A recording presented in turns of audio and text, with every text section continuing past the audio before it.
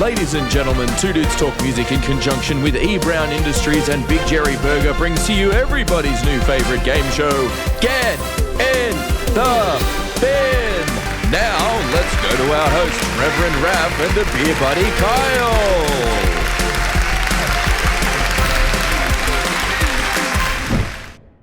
Kyle. Welcome back to the Two Dudes Talk Music YouTube channel. I am the Reverend Raph, joined once again by my good friend Kyle, aka the beer buddy. How you going? Yeah, yes, well, you got to say hello. That's your cue. Yeah, that's right. How you going? How are you? And our new mates, Bill, Yada, and Sakul from Scopus Magnus, all the way from Finland. They play some of the highest caliber sniper metal that you will ever hear. So go and check them out. We do have a link down there. Go and check out their EP. It's absolutely killer.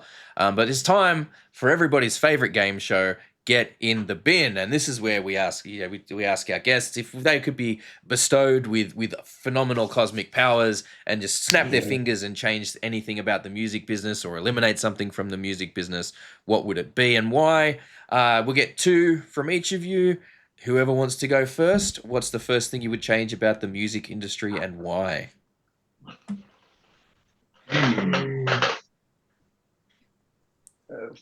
For me, it would be to have more variety in venues for all types of music. Well, obviously they're gonna follow the trends and fads, but because I mean, at least locally, we have a couple of venues that, let's say, in early 2000s, they used to have metal bands every week, but nowadays it's so rare. No, that's true. Last week, the Crown played at the local venue, and this was like the first metal band in a couple of years that I actually went and Wow. participated because it's so rare nowadays. Yeah, we used to have in the local club, like in the 2000s, there was like crazy like Nile or Cannibal Corpse or Cryptopsy, all of those kind of bands were playing here all the time. Every week it felt like that. Yeah, it's kind of dry these days. Wow. Okay. Look, that's a good one. I mean, I get it. Crazy. I get it. There's a lot of venues over here that they maybe have one bad experience with a metal band and then they sort of move away from putting them on. It's ridiculous. There needs to be more variety in these places. Just as simple as that. Yep, that's why most places, like, unless it's like a dedicated metal venue, like there are some places now that'll put it on like once a month. Yeah. Do you know what I mean? And then try and put other things on the other 3 weeks of the month to try and spread the venue out. Yeah, no, that's a good one. I like it. Who's next? I might say these pay to be featured playlist services. Oh yeah. I would want to get rid of all of those. I think, but I guess the best way to not support them. Absolutely, and the thing is, most of those ones, it's not like if you're paying to be put on a playlist, it's almost guaranteed that the listens is just bots. It's not actual listeners. So, like, if you're watching this and you're a young band and you're thinking like, hey, these people have promised they can get me all these listens on Spotify, blah blah blah. It's like, no, it's bot farms. It's listen farms. It's not actual listeners. It's not going to change your reach. People that actually curate real playlists that have real listeners almost never will charge you. So. Yeah. Because they see the potential in what your music brings. Bingo. Like anyone that does use your content should. Yes. 100%. 100%. That's a really good one. I like that. I don't know. This is a really hard one. I was thinking about digital amplifiers and stuff like that. We talked about before about bands sounding same nowadays. It's because of, these drum programs and samples and the same guitar amp simulations and stuff like that. But I use them. Yeah. So I wouldn't change them because then I'd be in trouble. Maybe I would change something in the timeline that, like, for example, Trivium's Matt, what's his name? Matt Heafy. Heafy. Yeah. He's doing the band thing. He's selling his own products and stuff like that, which is fine. He's doing his own Twitch streams, which is fine. He's doing YouTube or whatever. And there's a lot of metal guitarists and artists like that who are, you know, kind of like playing a band but make a product out of themselves, which is also fine. But I feel like it feels to me that the way that you're gonna be a successful metal band or an artist means that you have to be working and pushing yourself out all the time. You know, it's kind of making me feel like if I want to be a successful musician, I have to do all this shit which has nothing to do with the music. Yeah. I think the music should do all the work. Or maybe we just have to make better albums. Man, at the end of the day, the problem is it's Spotify, and your music is literally, if it's $15, like Russ says all the time, you pay $15 a month to have every single song ever made in existence at any time of the day or night. Our music is worth nothing. Yeah. But I get what you're saying. Like having to basically be a content creator first and a musician second, almost. Yeah, but 100%. I really, really do not like that. That's what the industry has become, in a lot of ways. So I fully on board and agree with you on that one, 100%. Yeah. I get that in some sort of way it is sort of nice because now bands have a way to independently make money that circumnavigates the record labels, which I'm all for, and Spotify, which I'm all for all the time. It's just unfortunate that you think, how many more albums do you reckon you probably get out of Trivium in the last 5 or so years if he wasn't so busy on Twitch and doing all that shit, doing the side hustle? And I think the biggest thing is that so many of these platforms want to be solely algorithm driven. They don't want to give you the option to go like say, all right, I know like Facebook, for example, when they were kind of transitioning across, and I think technically you still can go in and change your feed to be, chronological order and whatever, but like it still puts ads and all of that shit in there. But I know when they first brought it in, it was like you could click a button to go back to your feed in, reverse chronological order and stuff like that, and then they took that away because people don't use that, so we'll take it away, or we'll like hide it under several different menus or something. It's like, no, if people don't use it, like, okay, cool, just leave it exactly where it is. If you move it, if you move it, it's because you're trying to take it away, and you're manipulating something. Like if having the option, I think, to be able to move between a discovery algorithm or a discovery version of the page that shows you your friends' stuff, but also some recommended stuff at your choice is fine. Like I'm all on board with that. But yeah, the fact that it's forces everything to be algorithm driven is really what's pushing people into having to be content creators and focusing on everything other than the music.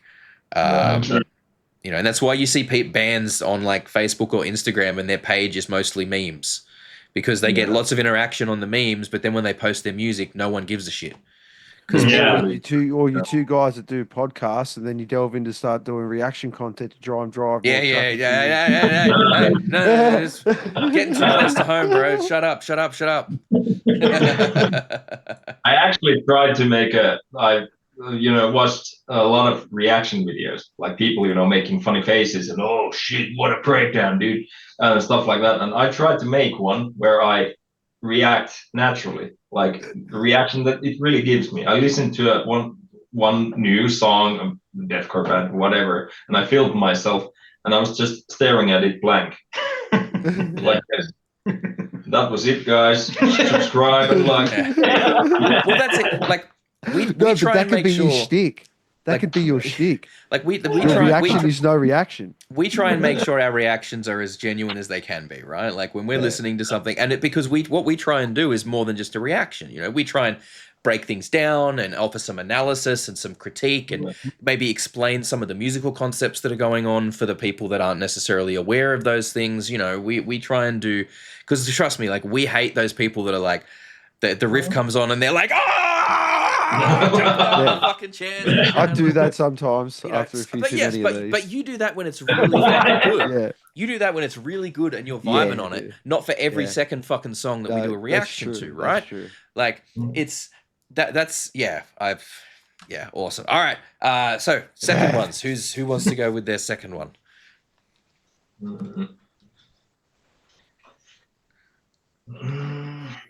I guess for me, maybe piggybacking on Jere's thing, but the social media, that everything nowadays is social media first, and music is almost an afterthought. Yeah. And I get why it is the way it is, and as we discussed, it gives you the all sorts of possibilities that you can directly influence yourself, but just It's not what it's meant to be. yeah. You are Yeah. musicians. Content creation is a completely separate art in itself. Yeah, Like painting or something like that. Yeah. And like we I think this came up on the channel. I can't remember. It was fairly recently though. I'm sure we talked about it, but a lot of what happens on like TikTok, for example, is people will write choruses, just the chorus. Yeah. They'll write 30 choruses, and they'll make videos with the choruses, and whichever videos get the best reactions, they'll take that, and then they'll write the rest of the song Yeah. and release it. And I'm like, that's so ass backwards that it's like I'm not trying to be a gatekeeper here with this. I'm really not. But I feel like those people are not musicians first. They're content creators first. They're trying to be a content creator more than they're trying to be a musician.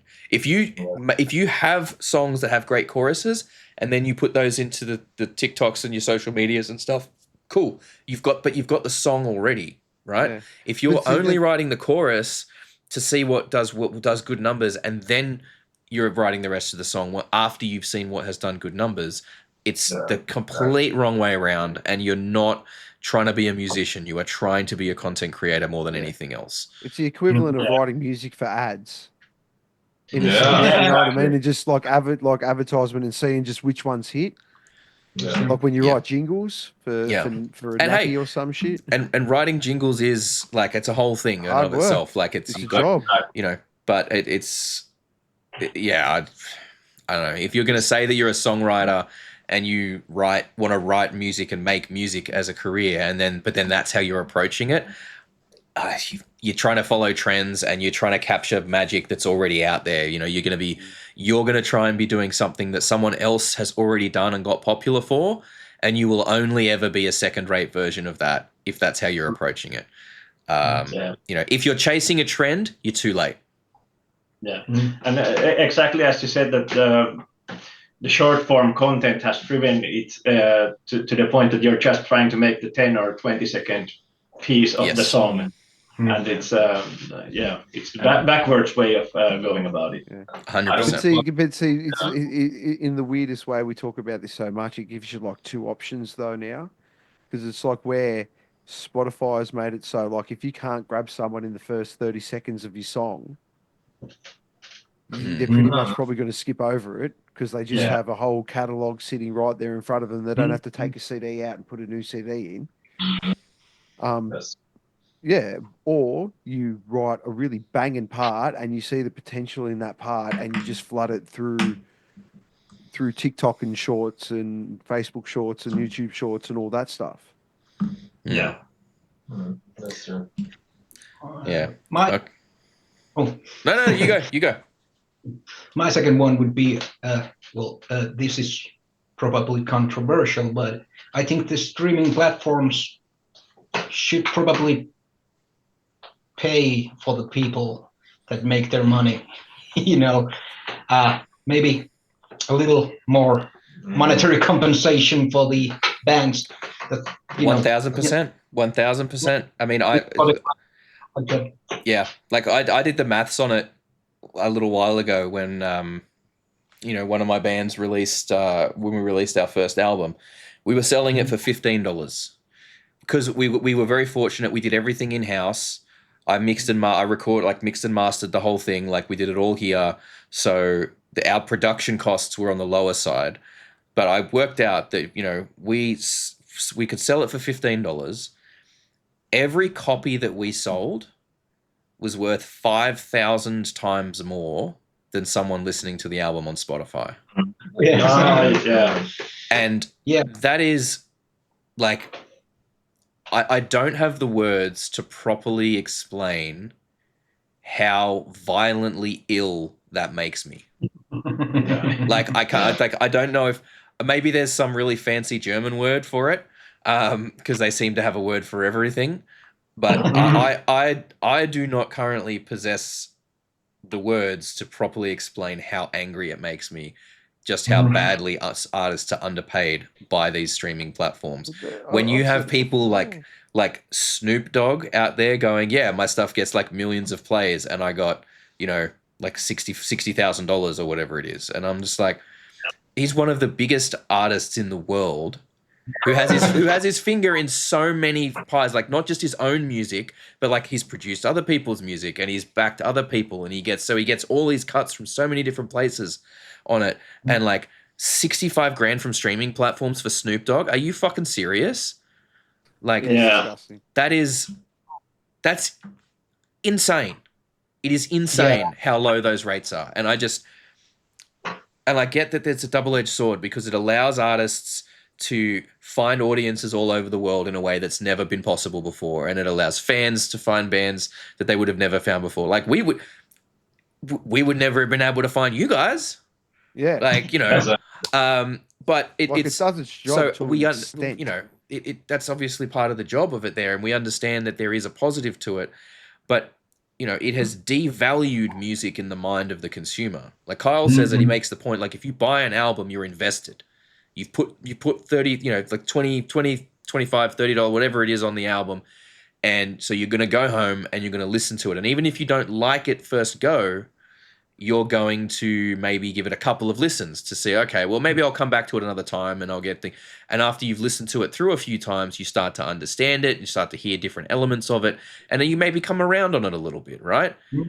If you have literally like, a billion other songs that you could be listening to with the press of a button, you're not going to bother. You're going to, like you said, if it doesn't grab you in 30 seconds, you're on to the next thing and you are never going back. And there's no, like, I genuinely feel that the damage is done. Like if all these streaming platforms, if they all went away tomorrow, you would not be able to convince most people to pay like $15 or $20 for an album. Ever. Yeah, exactly. It would take generations before that would be undone. And it's just it's permanently scarred the way people consume music and entertainment, like just across the world. It's because that's the thing. At least when you had to burn it and it was still a physical disc, I feel like it wasn't. The damage was bad, but it wasn't anywhere near what this is. Yeah. Like this is different. Like there was a point in where there still had to be that association with sharing with someone. You know what I mean? Like there was a. But it was still like a time your mate had an album, or you would still put the like time that. in it. You would still put the time in, though. That's the thing. You would take the time with it. That's just it's absolutely just killed people's the time investment in music that people put in these days. So yeah, 100% agree on that one. That's crazy. That's just that comes up a lot. I'm sorry, we tend to. It's a touchy subject. In case you know. That's for us too.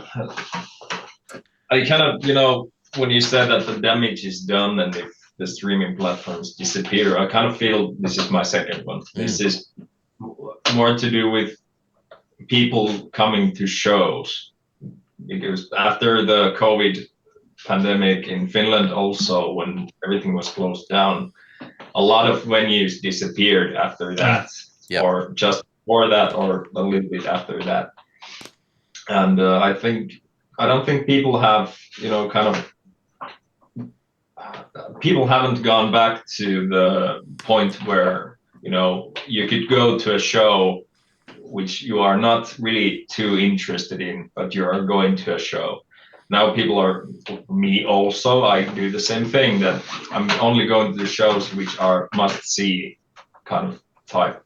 And that has also brought the problem that venues are not paying money for smaller bands anymore. You know, because there's the risk that there's no one coming, there's no real revenue that they're gonna get from it, which is selling beer, of course, and stuff like that. So it's kind of, you know, the concert going culture in Finland, I think, has kind of dumbed down. And it's kind of weird that I'm talking about this, and at the same time I'm saying that I'm not going to shows, because how would I know that it's been dumped? Yeah. No, I do understand though. Like we've experienced very much the same thing here, and it also has the flow. It also has the flow-on effect of, you know, venues now want to see pre-sale tickets moving, and if they haven't moved a certain amount of tickets by a certain, you know, deadline, they'll cancel the show. And then it's like, no, but you guys don't understand. The walk-up business is more where a lot of the stuff's at these days, over here at least. And even though, you know, you might still do okay numbers on the day, people are not pre-buying tickets as much. And that's just a shift in mentality, because even as we were coming out of the worst of the pandemic and things slowly started happening again in terms of gigs would be getting cancelled, or bands would be dropping off bills a lot of the time because of, you know, COVID stuff. And people kind of lost a little bit of faith in that, I think, that if they bought a ticket to a show, it was going to happen. And the other problem that we've had here, especially in Australia, is because we closed our international borders, and we're so far away from everything anyway, but like when we closed our international borders for so long, and then again things started opening up, bands were starting to go on tours again, and they kind of, a lot of bands did, you know, sort of 2023, they were doing like America and Europe, sort of that.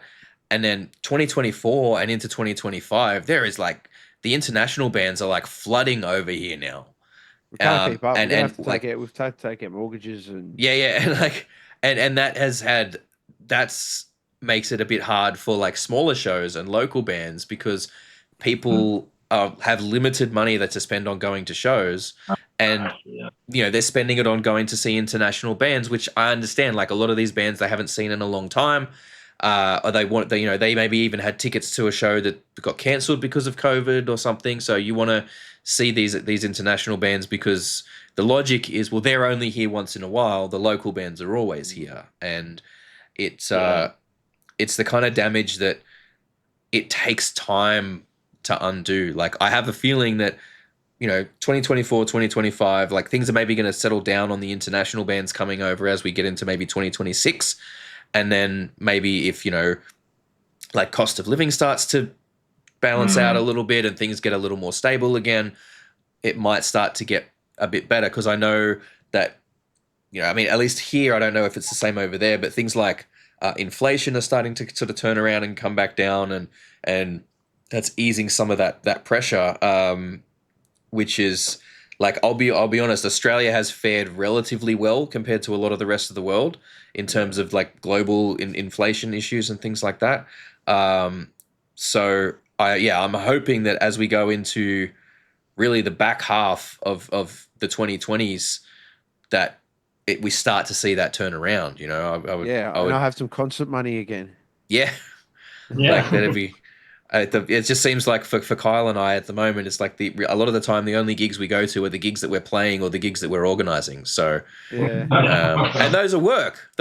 Like we're not, we can't sort of kick back and have as much fun with those. But yeah, look, those were some great ones. Thank you so much, guys. Like genuinely, like this has been an absolute pleasure. We've had so much fun chatting with you guys tonight. We were going to have links down in the description to everything that Scopus Magnus is doing. Go and listen to their EP, Magnum Scopus. It's really, really good. Very well worth your time. And go and follow them on the socials so you can keep up with everything that they've got going on. But look, thank you so much, Viljada and Sako. Like, you guys have been amazing. It has been so much fun talking to you, genuinely. Thank you, everybody, for watching this far into the video. If you've watched this far, you're an absolute legend. If you liked the video, give it a like. If you didn't, downvote the shit out of it. I have been the Reverend Raph. He has been the beer buddy Kyle. This is Scopus Magnus. I will catch you guys next time. Peace out. Peace. Thanks. Peace. Thank you so much for hanging out with us today. We really hope you had a good time.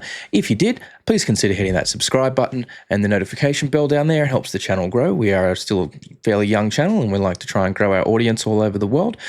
We do also, for those of you who are interested, have a Patreon. It's just a couple of bucks a month. At the moment, you get all the videos early and ad-free, but we are working on ways to increase the value of that and make it a bit more enticing. So don't forget to keep an eye out and check back on what's going on over there. Other than that, thank you so much for your time. Enjoy the rest of your day.